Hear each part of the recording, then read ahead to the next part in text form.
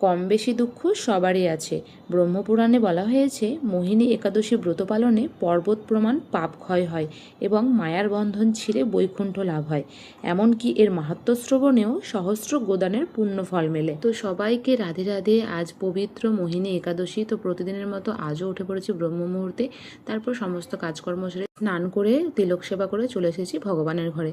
তারপরে ভগবানের ঘরে এসে প্রথমে আহ্নিক করলাম, তারপরে একটু ভাগবত পাঠ করলাম, তারপরে নাম জপ করে তারপরে এই যে ভগবানকে একটু চন্দন লেপন করলাম। যেহেতু এখন 21 দিন ধরে চন্দন যাত্রা চলবে, তার জন্য ভগবানকে প্রতিদিনই একটু চন্দন লেপন করি। তো তোমরাও করবে।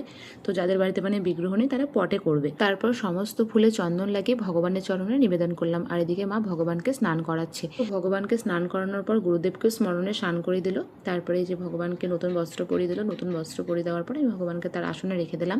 তারপরে ঘরে মা ভোগ লাগিয়েছিল। ভোগ লাগানোর পরে যে বাড়ি দুজন মিলে এসে আমরা কীর্তন করলাম। কীর্তন সেরে যে আরতি করছে মা। তো তোমরা এই মহাপ্রসাদ দর্শন করো। আজ একাদশীর মহাপ্রসাদ, কারণ ভোগ দর্শনেই কিন্তু দুর্ভোগ কাটে। আর ফেসবুক আমাকে নতুন একটা চ্যালেঞ্জ দিয়েছে যে 60 সেকেন্ডের ওপরে ভিডিও করতে। তার জন্য খুব বড়ও করিনি, আবার খুব ছোট হয়নি। তারপরে যে মহাপ্রসাদ নিয়ে আমি নিচে চলে এসেছি। আর দেখি তোমাদের ছোট্ট রাধিনীকেও স্নান করিয়ে তিলক সেবা করিয়ে তুলসীর কাছে জলদান করিয়ে দিলাম। এই বৈশাখ মাসে জলদান করলে কিন্তু প্রচণ্ড পুণ্যফল লাভ হয়। তো তারপরে ভগবানের স্নান জল সেবা করে আমরা বসে পড়েছি মহাপ্রসাদ সেবা করতে। আর আমরা যেহেতু সবাই একাদশী করি, ওই জন্য আজকে আমাদের রান্নার কোনো ঝামেলা নেই। তো আজকের এই ব্লগটা আমি এখানে শেষ করছি। তোমাদের কেমন লাগলো অবশ্যই কমেন্ট করে জানিও। রাধে রাধে।